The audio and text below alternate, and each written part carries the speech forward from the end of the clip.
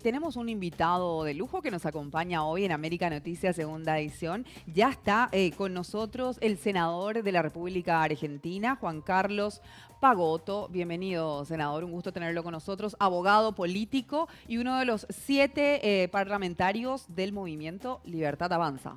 Al contrario, el gusto es mío. Vuelvo a Asunción después de 40 años. Por supuesto, es otra Asunción. Y bueno, uno ya es otro y es un poco más vetusto. Aprovecho y le digo, ¿pero qué vio de diferente en esta nueva Asunción, No la senador? conozco. ¿Sí? Todo, ¿Mucho cambio? todo, pero completamente. Sí, bueno, mucho cambio. Y qué bueno, pero para bien, para mal, ¿cómo lo ve? No, para bien, Paraguay es un ejemplo en América Latina.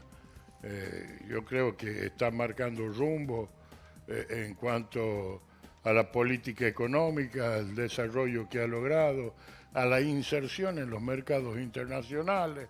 En muchos casos compite y supera a la Argentina, ¿no? Sí, le parece. Se está trabajando mucho la imagen de Paraguay como marca afuera. Nuestro presidente está haciendo justamente mucha mirada al exterior para atraer las inversiones y ojalá eso resulte. Y bueno, si usted lo está viendo así, me parece que está surtiendo efecto lo que realiza. Por supuesto, ofrece seguridad jurídica, algo que los países de América Latina tenemos que ofrecer como moneda corriente. Y en eso Uruguay y Paraguay son señeros, ¿no? En Chile mismo, a pesar de los desaguisados de Boric, este, y bueno, Perú con sus idas y venidas. Vamos a dejar de lado Bolivia porque nunca sabemos qué pasa con Bolivia. Sí, es quizás un poco más inestable que el resto, ¿no? En este sentido. Y es todo un problema. Pero, a ver, el gobierno boliviano lo tiene a Evo dando vueltas por el mundo. Mientras tanto, ellos aplican una política férrea que les ha permitido tener un crecimiento bastante interesante, que ha visto cortadas sus alas con el cierre de la frontera con Argentina y se acabó el contrabando, ¿no? Pero bueno, Bueno, y vamos a tocar temas que tienen que ver con Paraguay y Argentina. Me gustaría, desde la postura de Libertad Avanza, ¿cuál es el criterio que tiene sobre la importancia de la hidrovía entre Paraguay y Argentina? pero es vital. Las relaciones argentino-paraguayas son eh, de una profundidad tal que son parte de la historia. Eh, yo recién hablaba y la otra vez en la asunción de Javier Milei, con el presidente Peña, y le decía que en Buenos Aires debían tener una estatua en cada esquina de Francisco Solano López, ¿no? Porque es el que impidió que las tropas de Urquiza pasen a degüello a la totalidad de los habitantes de Buenos Aires después de la batalla de Caseros. Bueno, le pagamos con esa guerra inventada, fratricida y canalla de la guerra de la Triple Alianza, que fue una guerra creada por Inglaterra y que felizmente se está revisitando y revisando. Y que bueno, lo llevó a Paraguay a los famosos versos de Guido Hispano, ¿no? Llora, llora Urutaú en la rama del Yatay. Sí, Ya no existe el Paraguay donde nací como tú. Prácticamente lo hicieron desaparecer del mapa y verdaderamente fue una canallada. Y lo digo como argentino y me hago cargo de lo que digo, acá y en cualquier lugar. Entiendo, gracias por esas palabras. Y me gustaría, volviendo al tema de la hidrovía, ¿cómo cree que Escuchábamos que se va a licitar, que esto pasaría a manos privadas, el mantenimiento de la hidrovía. ¿Cuál es su opinión al respecto? ¿Lo debe mantener el gobierno o debe ser privado? Porque hoy estamos con un conflicto ahí de unos costos que se están queriendo cobrar y que en la región no están muy de acuerdo, senador, con eso. Bueno, fue la aventura de Sergio Massa, que dijo una cosa en Asunción y otra cosa en Buenos Aires. Sea privada o sea estatal la hidrovía, nosotros creemos que debe ser privada o administrada por privado bajo el control gubernamental, obviamente, por ser una vía estratégica. Debe conservar, mantener y promover los compromisos que tiene la República Argentina con Paraguay.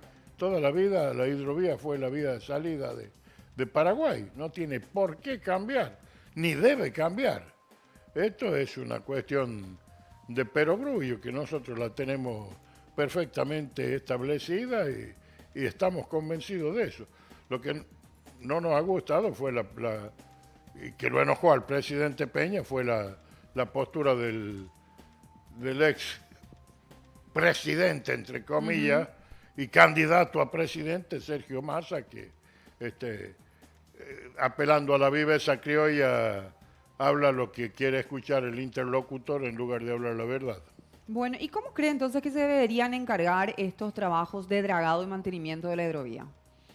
Bueno, tienen que hacerse los convenios internacionales pertinentes y dentro de la contratación, de la licitación de la hidrovía, como condición de ejecución hay que ver qué trabajo deben hacerse, controlarse que se hagan, porque en América Latina muchas veces las privatizaciones han fracasado por falta de control.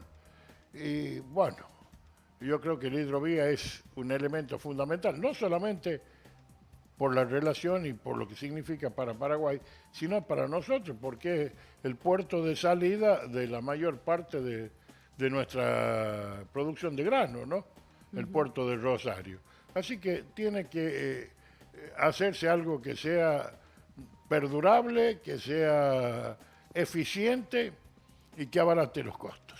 Y me gustaría preguntarle, hablando de proyectos que tenemos en común, Yacyretá, la represa, es uno de ellos. Y hoy recibíamos justamente en el programa Buenos Días América, acá en América TV, la visita de un PhD en energía y nos hablaba justamente que poca es la información que hay realmente de los acuerdos que hay con Yacyretá, que incluso él había viajado a Buenos Aires y que hay como mucho secretismo. ¿Cree usted que con este gobierno podríamos tener más acceso a eso y ir ya transparentando esto que se habla, si es una deuda o no es una deuda de lo que se tiene con Yacyretá?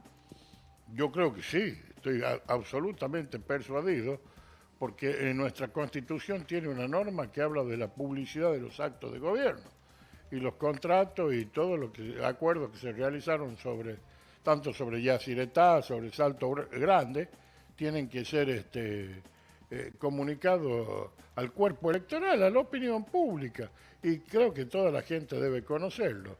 En este sentido, salvo que se trate de cuestiones estratégicas, que en este caso deberían involucrar a los dos países Claro, por una sí. cuestión de intereses comunes, tiene que ser público, tiene que ser motivo, además del control por los organismos, valga la redundancia, establecidos para el control, sea la CIGEN, la Auditoría General de la Nación o como se llame. Bueno, y ahora pasando a la arena política, me gustaría saber, usted bien mencionábamos al inicio, es uno de los 7 parlamentarios de Libertad Avanza, el movimiento libertario. ¿Cómo se siente? ¿Está en una postura incómoda? Y lo digo porque la figura de Javier Milei convoca. O sea, todo el mundo está expectante, tiene reuniones a nivel internacional, hay gente que está muy enfocada en ver cuál es el siguiente paso y las medidas que toma se consideran incómodas para muchas áreas de la sociedad. Bueno, todo cambio produce incomodidad y sobre todo cuando viene a raíz de una situación de crisis y de desmembramiento social y económico como tenía la Argentina, ¿no? Javier Milei no deja indiferente a nadie, ese es quizás su mayor mérito. Y yo me siento bien, es decir, me toca presidir la comisión más conflictiva del Senado, que es la Comisión de Seguimiento Legislativo, conocida como la Comisión de los DNU, de los Decretos de Necesidad y Urgencia. Y bueno, paralizada durante 5 años, le hemos puesto en movimiento. A esta altura, después de 5 meses, ya tenemos casi 100 decretos de necesidad y urgencia dictaminados y pasando al recinto del cuerpo, ¿no? O sea, de senadores y de diputados. Porque a pesar de que el kirchnerismo se niega pertinazmente, quieren aprobar todo a libro cerrado, no debemos hacer eso, primero por una cuestión de seriedad y en segundo por una cuestión de seguridad jurídica, porque esos decretos de necesidad y urgencia o DNU produjeron y producen al día de la fecha efectos jurídicos. Es más, antes de venirme yo estuve firmando respuestas de oficios judiciales de causas que se ventilan a consecuencia del dictado de esos DNU. Es decir, nada nace y muere sin dejar efecto, sobre todo en legislación. Esto es una verdad de perogrullo y hay que tratarlo con seriedad. Eso yo lo llamo imitándolo a don Francisco Paco Umbral, un gran escritor español, disciplina seca de voto. Ustedes levanten la mano porque es conveniente. Y bueno, en eso yo lo sigo a Javier Milei. Los liberales no somos manada, cada cual tiene su criterio y tenemos un norte que es la implantación de las políticas liberales, sobre todo volver a reconstruir la libertad que ha sido quitada, porque el Estado cada vez avanzó más en ámbitos de la vida privada, no solamente económicos, sino que ha llegado a regularnos hasta el gusto por el consumo y una serie de cuestiones. ¿Y qué su opinión sobre la huelga general de 24 horas que se llevaba a cabo el día de ayer, que fue convocada por los diferentes sindicatos, justamente para reclamar sobre las medidas de las reformas que está proponiendo Javier Milei? ¿Cuál es su evaluación sobre esa huelga? Bueno, yo ayer temprano fui entrevistado por Carmen Barbieri, una célebre actriz y conductora de mi país, y le decía que, bueno, es una huelga llamada políticamente porque no tiene connotaciones gremiales, sino es un sector de la sociedad que se niega a renunciar a sus privilegios y sobre todo a políticas prebendarias que lo han hecho subsistir y hacerse multimillonarios los sindicalistas en desmedro de los servicios que tienen que prestar a los afiliados. Y la huelga, por ejemplo, en mi provincia, en La Rioja, no tuvo acatamiento, salvo el gobernador que es anti-Milei, anti-todo, plegó la administración pública a la huelga. Pero en Buenos Aires andaban muchos colectivos, muchas actividades se desarrollaron normalmente, porque la gente debe ser libre para elegir si quiere trabajar o no. Y no es para que la extorsión de los sindicalistas de parar, y es más, hubo agresiones a líneas de colectivos que estaban trabajando para evitar que lleven gente a cumplir con sus tareas.